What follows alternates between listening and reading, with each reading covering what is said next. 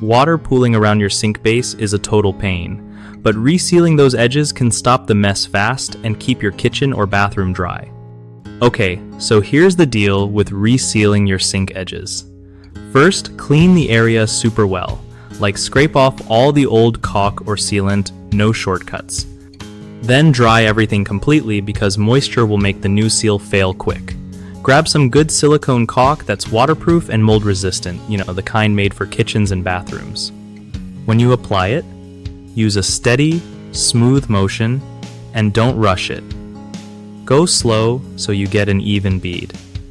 After that, wet your finger and smooth out the bead gently to fill gaps and make it look neat.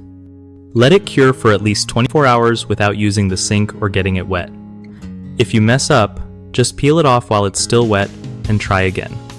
Keeping this up every couple of years saves you from bigger headaches like water damage or mold growth around your sink.